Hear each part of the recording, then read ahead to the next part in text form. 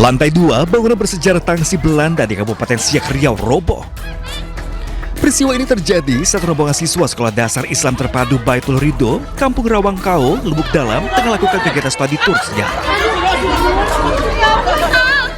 Lantai berbahan papan kayu yang sudah lapuk tidak mampu menahan beban hingga ambruk secara tiba-tiba. Para siswa serta guru pendamping terjatuh dari ketinggian sekitar 4 meter ke lantai dasar bangunan.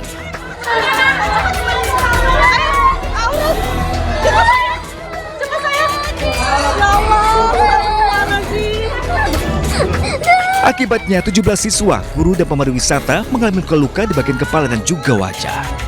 Para korban dievakuasi ke fasilitas kesehatan terdekat dan sebagian dirujuk ke rumah sakit. Untuk sementara, objek wisata Tangsi Belanda tersebut ditutup. Tim Liputan iNews melaporkan.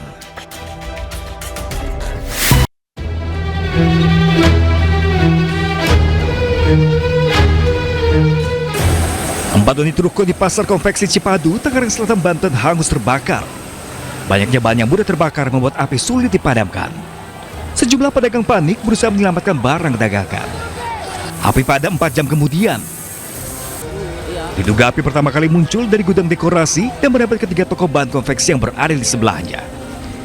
Tidak ada korban jiwa, sementara penyebab kebakaran masih diselidiki polisi. Ini mas kebakaran di Desa Candi Jati, RT 3, Kerajaan Barat. Sebuah gudang milik warga Desa Candi Jati, Kecamatan Arjasa, Jember, Jawa Timur terbakar hebat. Gudang ETC mas. Luasnya gudang membuat petugas cukup kesulitan memadamkan api hingga mengerahkan damkar tambahan dari Kalisat. Setelah 5 jam lebih, akhirnya api dapat dipadamkan. Meski di beberapa titik masih terlihat kepulan asap kecil. Diduga kebakaran akibat korsleting listrik. Kerugian akibat kebakaran ini ditaksir mencapai miliaran rupiah.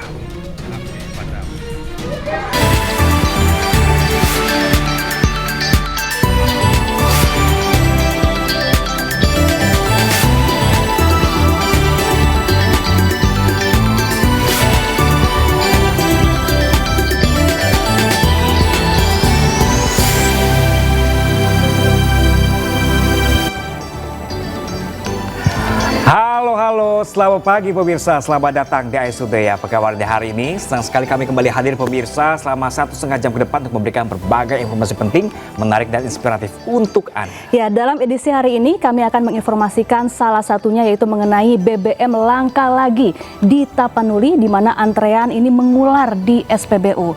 Bersama saya Syafaati Suryo. Dan saya Pram Senjaya pemirsa, inilah iNews Today selengkapnya untuk Anda.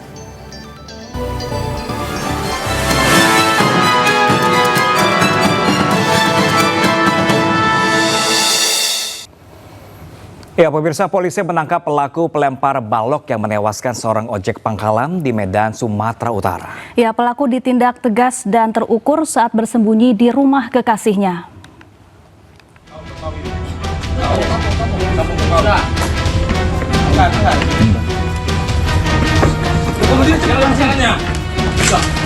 Tim gabungan Satreskrim dan Sat Narkoba Polres Pelabuhan Belawan bersama Subdit 3 Jatan Ras Polda Sumut tangkap seorang pelaku yang menewaskan ojek pangkalan di Medan, Sumatera Utara.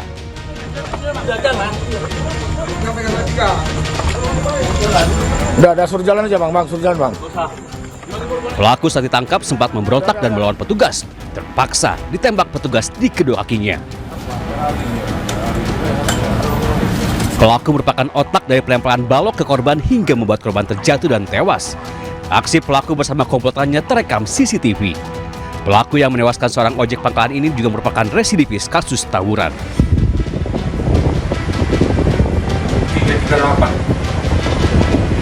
Orang tersangka penganiayaan yang menyebabkan matinya orang, yaitu ojek ojol. Korban yang meninggal dunia pada bulan Juli kejadian. Jadi pada saat penangkapan pelaku melakukan perlawanan kepada petugas dan membahayakan masyarakat sehingga kami melakukan tindakan tegas terhadap pelaku.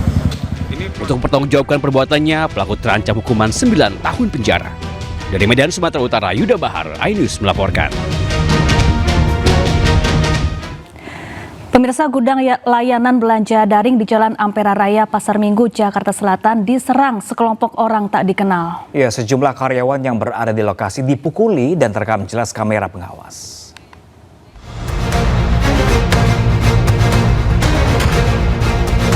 Inilah detik-detik rekaman kamera pengawas. Sekelompok orang tak dikenal menyerang gudang layanan belanja daring di Jalan Ampera Raya, Pasar Minggu, Jakarta Selatan. Awalnya sebuah mobil menabrak satu sepeda motor yang terparkir hingga terpental dan rusak parah di bagian depan. Mobil kemudian melaju menabrak pohon hingga batangnya terkelupas. Tiba-tiba sejumlah pria datang dari arah datangnya mobil, langsung menyerang karyawan Astro yang sedang beraktivitas. Salah satu penyerang membawa senjata tajam terekam kamera CCTV. Para karyawan yang panik masuk ke dalam gudang untuk bersembunyi. Para pelaku terus mengejar dan memukuli karyawan yang bersembunyi di dalam. Belum diketahui pasti apa motif penyerangan ke gudang layanan belanja.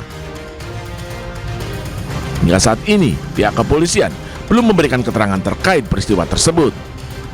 Dari Jakarta, Rizky Paluvi, iNews melaporkan. Sementara itu, pemirsa, tim Opsnal Polsek Tamalate meringkus seorang pemuda pelaku penyerangan warga dengan busur panah di Kota Makassar, Sulawesi Selatan. Ya, akibat penyerangan tersebut, korban mengalami luka di bagian kaki. Aparat kepolisian dari Polsek Tamalate menangkap seorang pemuda pelaku penyerangan terhadap warga di Kota Makassar, Sulawesi Selatan. Dalam beraksi, pelaku diketahui menembakkan busur panah hingga melukai kaki seorang warga. Selain menangkap pelaku, polisi juga menyita barang bukti berupa anak panah busur dan juga katapel. Diketahui pelaku melakukan aksi brutalnya saat berpapasan dengan korban yang mengendarai sepeda motor di tengah jalan. Korban yang ketakutan karena pelaku membawa busur panah berusaha memutar balik motornya dan kabur. Pelaku yang dibonceng motor oleh rekannya mengejar korban lalu menembakkan anak panah busur tersebut namun salah sasaran.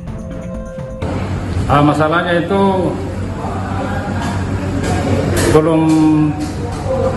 tidak ada masalah di sebelumnya. Hanya pada saat korban ini dari CPI nongkrong bermaksud pulang ke rumahnya untuk istirahat, namun di perjalanan pelaku tiba-tiba muncul dari arah lorong sunyi, keluar di tengah jalan menghadang. Nah, kemudian ini korban balik ke arah, lari, dikejar oleh pelaku menggunakan motor. Sesuai hasil penyelidikan di lapangan, ini pelaku bukan target yang korbannya. Pihak kepolisian masih memburu rekan pelaku yang telah dikantongi identitasnya.